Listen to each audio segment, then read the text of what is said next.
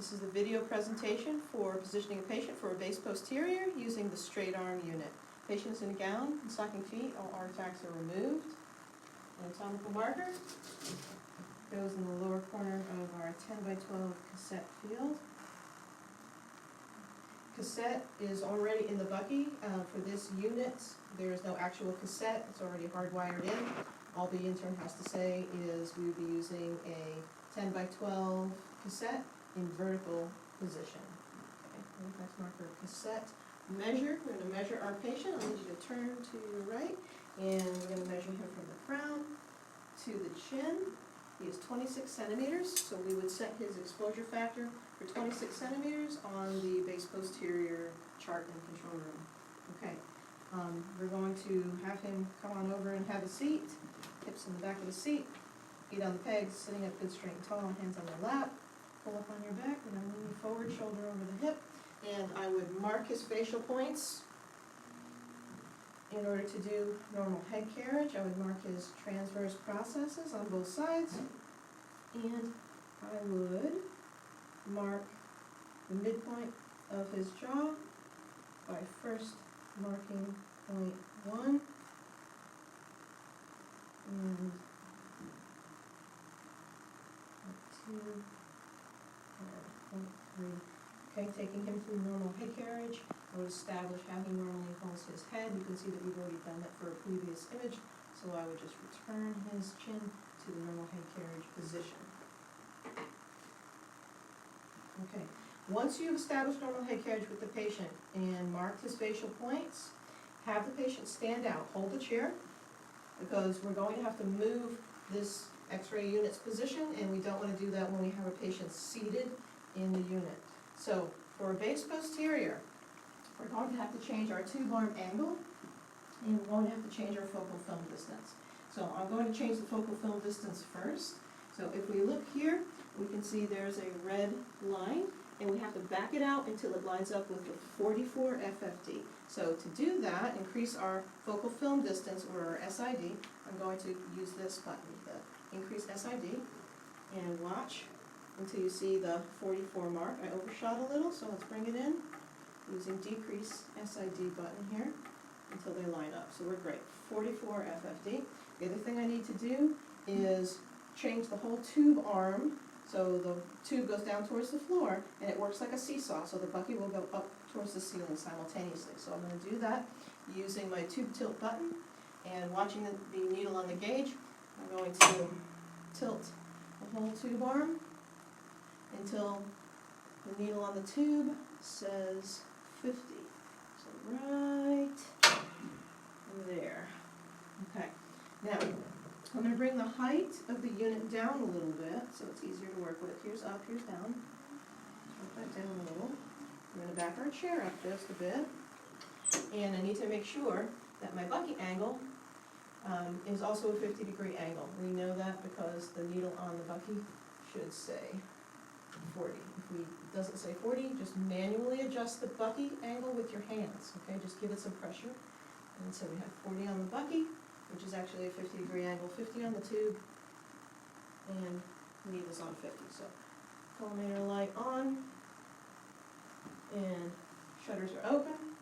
So I'm going to back our chair out just a tiny bit, and I'm going to hold it while he sits. Please duck your head and watch your head. Okay, got his hips in the back of the seat, and watch your head on the back of the Bucky. So you can see there's not a lot of clearance in here, so we have to be careful watching our patient. Watch their head and watch their knees and their hands. So his hip is in the back of the seat, feet on the pegs, hands on the lap, sitting up good, straight and tall, shoulder over the hip, looking straight ahead. I'm going to raise your chin just a tiny bit. Okay. So I'm going to bring him forward a little, and what I'm going to do for you is show you the drop zone on the Bucky. So I'm going to just move you forward just a little bit. Let's turn this light off. And I'm going to circle the drop zone, which is the intersection of horizontal and vertical crosshair. So right here is where you want to be centering this area around his crown. So I'm going to back him up. Close your eyes if you'd like to, because that collimator light's in the way. I'm going to scooch him back until the drop zone is directly over his crown. Okay. And now, what I'm going to do is I'm going to have you scoot forward on the chair till you're close to the edge of the seat. Okay, and once again, I'm just gonna really gently back his chair up till he returns the crown to the drop zone. Now, using the down button, I'm going to slowly drop the unit down until the drop zone area touches his head. Now notice I may have to go back and forth, moving the patient a little bit forward or a little bit back to position that drop zone to touch his crown. So here's our down button. Watching crown, tell me when you feel the Bucky touch your head, not your hair, but your head. Touching now? Yep. Okay, so it's touching now at the crown, but remember our goal is also to get the midpoint of the jaw to have these horizontal crosshair pass right through the midpoint. So I'm going to have you raise your chin up just a little bit if he's dropping his chin. I'm going to slide his chair forward a little. Just coming off the Bucky. Bucky's going to come down again. Tell me if it touches your crown.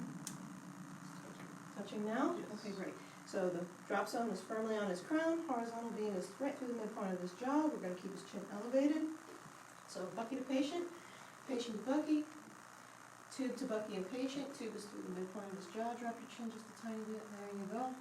All right, we're going to check him to make sure he's centered to vertical crosshair. I have to slide his chair over just a little bit and bring it forward. Let's bring it to the left. Great. Let's check in here. We overshot just a touch. We're going to pull you back toward me. Okay, and raise your chin just a touch right there. All right, going to get him on vertical, and then we're going to look to see if he has any head rotation and tilt from the center. So he's on vertical now. He has a little head tilt to that side. So I want you to be stiff like a statue, stabilizing head and shoulders, and then leaning out the waist a little. Just go with it. Okay, now just move with your chair as I slide you back towards your left. Don't stick to the Bucky. There you go. All right, just raise that chin. Keep that beam through the midpoint of the jaw. Okay. Raise the chin just a touch. There we go. All right, great. So head rotation and tilt is taken out. No head clamps on this unit. Notice how your horizontal beam will usually superimpose the horizontal pinstripe, marking the center of your cassette or the center of your Bucky on the straight arm unit, okay? So it won't strike above or below. So next, I'm going to go ahead and I'm going to collimate to the 10 by 12 field using top and bottom shutters. And it looks like for our base posterior, our top shutter and our bottom shutter come in pretty evenly, meaning simultaneously into the top and the bottom of your 10 by 12 cassette field by ½ inch. That one's good. Now vertical or side shutters, same thing, ½ inch crossing on the 10 by 12 field.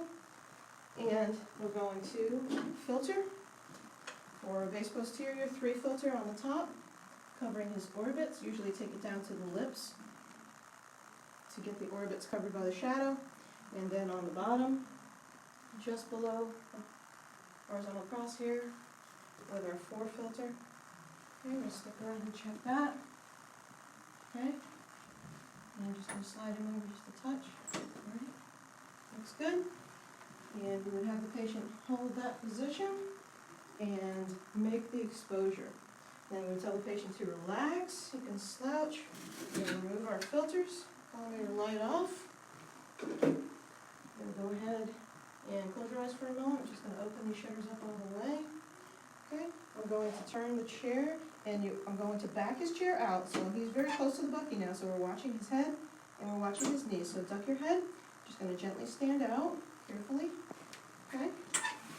And we're going to reposition an anatomical marker. We're going to reset our exposure factors.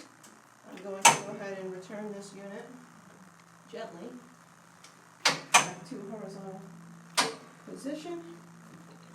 Okay, we reset our exposure factors, reposition anatomical marker, and we're going to return the patient to normal head carriage, return to step 6.